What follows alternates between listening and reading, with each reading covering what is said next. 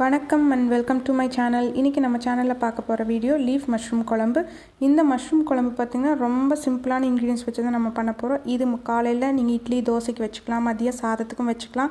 இப்போ school time இருக்கிறனால காலையில் ஒரு குழம்புனாலும் ரொம்ப குயிக்காக நம்ம பண்ணிடலாம். மதியம் லஞ்சுக்கு ஒரு பொரியல் இல்லை ரசம் பண்ணிட்டு பண்ணால் போதும்.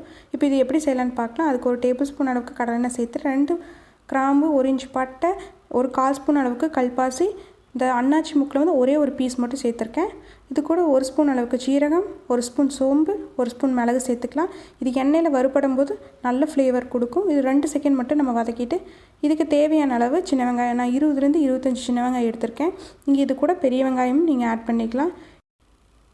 வெங்காயம் நல்லா வதங்கட்டும். இதுக்கு காரத்துக்கு தகுந்த மாதிரி நான் மிளகா சேர்த்துக்கலாம். நான் இந்த மிளகா ரொம்ப காரமாக இருக்கறனால நான் 3 மிளகா மட்டும் சேர்த்துக்கிறேன். உங்களுக்கு எந்தளவுக்கு காரம் வேணுமோ நீங்கள் அந்தளவுக்கு இன்க்ரீஸ் பண்ணிக்கோங்க. இது கூட 6 பல் பூண்டு சேர்த்துக்கலாம். ஒரு சின்னதாக இஞ்சி சேர்த்துக்கிறேன். இஞ்சி வந்து கம்மியாக தான் நான் ஆட் பண்ண போகிறேன். நீங்கள் இந்த மாதிரி ஆட் பண்ணுறாலும் ஆட் பண்ணிக்கலாம். இல்லைன்னா நீங்கள் வெங்காயம் வதங்கும் போது அது கூட இஞ்சி பூண்டு பேஸ்ட்டாகவும் நீங்கள் சேர்த்துக்கலாம். இப்போ பார்த்திங்கன்னா வெங்காயம் நல்லா வதங்கிருச்சு. இது கூட 2 பெரிய சைஸ் தக்காளி நான் சேர்த்துக்கிறேன். கொஞ்சம் பழுத்து தக்காளியை பார்த்து ஆட் பண்ணிக்கோங்க, அப்போ தான் அது நல்லா வதங்கும்.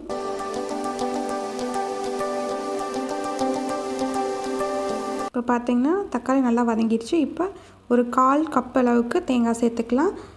தேங்காய் சேர்த்துட்டு நீங்கள் ஸ்டவ் ஆஃப் பண்ணிடுங்க. ஸ்டவ் ஆஃப் பண்ணிவிட்டு அந்த ஹீட்லேயே வந்து தேங்காய் வந்து வதங்கினா போதும். ரொம்ப வதக்க வேண்டாம் தேங்காயை. இப்போ இதை ஆற வச்சிடலாம். ஆற வச்சுட்டு நம்ம வந்து மஷ்ரூம் இப்போ ரெடி பண்ணிடலாம். மஷ்ரூம் வந்து நான் தண்ணி ஊற்றி ஒரு 2 டைம் நான் வாஷ் பண்ணியிருக்கேன். வாஷ் பண்ணிவிட்டு நீங்கள் என்ன பண்ணணும் அப்படின்னா, இந்த மஷ்ரூம் நல்லா பிழிஞ்சு வச்சுக்கணும். பிழிஞ்சிங்கன்னா அதில் இருக்கிற தண்ணியெல்லாம் வெளியே வரும். ஏன்னா இது வந்து இந்த மஷ்ரூம் வந்து நீங்கள் வாஷ் பண்ணும்போது தண்ணி அப்சர்வ் பண்ணி வச்சிடும். அதனால் இந்த மாதிரி பிழிஞ்சிட்டு கையில் இந்த மாதிரி பிச்சு வச்சுக்கலாம். கொஞ்சம் பெரிய சைஸாக பிச்சு வச்சுக்கலாம். ஏன்னா நம்ம வந்து வதக்கிறனால ரொம்ப குட்டியாயிரும். இப்போ பார்த்திங்கன்னா நம்ம வதக்கி வச்சுருக்க மசாலாவை வந்து ஒரு மிக்சர் ஜாரில் சேர்த்துக்கலாம். சேர்த்துட்டு தேவையான அளவு தண்ணி சேர்த்துட்டு நம்ம ஃபைன் பேஸ்ட்டாக அரைச்சி எடுத்துக்கலாம். நம்ம வந்து இதில் எந்த மல்லி எதுவுமே ஆட் பண்ணல, அதனால் நல்லா குயிக்காக அரைஞ்சிடும். நீங்கள் மல்லி சேர்த்தாமல் நீங்கள் செஞ்சு பாருங்கள், டேஸ்ட் ரொம்ப நல்லாயிருக்கும். நான் ப்ரெஷர் குக்கரில் பண்ண போகிறேன். அதனால் அதில் ஒரு டேபிள் ஸ்பூன் ஆயில் சேர்த்துட்டு கொஞ்சமாக கடுகு, ஒரே ஒரு பச்சை மிளகாய் நான் ஆட் பண்ணுறேன். ஆட் பண்ணிவிட்டு நான் ஒரு பெரிய வெங்காயம் கட் பண்ணி வச்சுருக்கேன், அதையும் சேர்த்துட்டு நல்லா வதக்கிக்கிறேன். உங்களுக்கு பெரிய வெங்காயம் வேண்டாம்னு நினச்சிங்கன்னா சின்ன வெங்காயம் கூட பொடி பொடியாக கட் பண்ணி சேர்த்துக்கலாம். இதுக்கு தேவையான அளவு கருவேப்பிலை சேர்த்துட்டு லைட்டாக அதோட கலர் சேஞ்ச் ஆகிற வரைக்கும் நல்லா வதக்கிக்கலாம். இப்போ பார்த்திங்கன்னா நல்லா கலர் சேஞ்ச் ஆகிடுச்சு. இப்போ நம்ம வாஷ் பண்ணி வச்சுருக்க மஷ்ரூம் சேர்த்துட்டு நல்லா வதக்கிக்கலாம். ஒரு 2 நிமிஷம் நல்லா வதக்கிக்கலாம். இதுக்கு தேவையான அளவு மஞ்சள், நான் ஒரு 2 பிஞ்ச் அளவுக்கு மட்டும் மஞ்சள் சேர்த்துருக்கேன். இப்போ பார்த்திங்கன்னா மஷ்ரூம் நம்ம எவ்வளோ பெருசு நம்ம ஆட் பண்ணோம், இப்போ எந்த அளவுக்கு நல்லா சுருங்கிடுச்சு பாருங்கள். அதுலேருந்து தண்ணியெல்லாம் வெளியே வந்துருச்சு. இப்போ நம்ம அரைச்சி வச்சுருக்கிற நம்ம மசாலாவை சேர்த்துக்கலாம். இந்த கிரேவிக்கு மல்லியோட ஃப்ளேவர் உங்களுக்கு வேணும்னு நினச்சிங்கன்னா நீங்கள் வெங்காயம் வதங்கும் போது ஒரு 2 டேபிள் ஸ்பூன் அளவுக்கு மல்லித்தூள் நீங்கள் சேர்த்துக்கலாம். இப்போ இதுக்கு தேவையான அளவு உப்பு சேர்த்துட்டு கொஞ்சமாக தண்ணி மிக்சர் ஜாரில் சேர்த்துட்டு அதோட தண்ணியும் நம்ம இது கூட ஆட் பண்ணிக்கலாம். ஆட் பண்ணிவிட்டு இது நல்லா கொதிக்கட்டும்.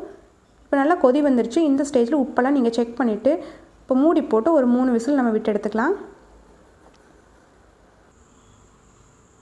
3 விசில் வந்துருச்சு. இப்போ ப்ரெஷரெல்லாம் நல்லா ரிலீஸ் ஆகிடுச்சு. இப்போ ஓப்பன் பண்ணி பார்க்கலாம் நம்மளுக்கு எந்த அளவுக்கு மஷ்ரூம் கிரேவி ரெடி ஆகிருக்குன்னு.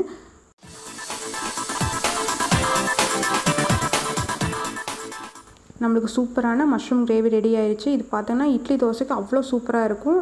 நீங்கள் கண்டிப்பாக வீட்டில் ட்ரை பண்ணி பாருங்கள். ஒரு ஃபேமிலியில் 6 பேர் இருக்கீங்க அப்படின்னா காலைல பிரேக்ஃபாஸ்ட்டுக்கு இது கரெக்டாக இருக்கும். இல்லை 3 பேர் தான் அப்படின்னா காலைல பிரேக்ஃபாஸ்ட்டுக்கும் மதியம் லஞ்சுக்கும் இது வந்து கரெக்டாக இருக்கும். இதோட குவான்டிட்டி வந்து கரெக்டாக இருக்கும். நீங்களே வீட்டில் ட்ரை பண்ணி பாருங்கள். கண்டிப்பாக இந்த ரெசிபி வந்து ரொம்ப ரொம்ப நல்லாயிருக்கு. ஏன்னா நான் இது செஞ்சு சாப்பிட்டு பார்த்துட்டு தான் உங்களுக்கு சொல்கிறேன். நீங்களும் வீட்டில் ட்ரை பண்ணி பாருங்கள். பிடிச்சிருந்தா உங்கள் ஃப்ரெண்ட்ஸ்க்கு ஷேர் பண்ணுங்கள், லைக் பண்ணுங்கள், கமெண்ட் பண்ணுங்கள், மறக்காமல் சப்ஸ்கிரைப் பண்ணுங்கள்.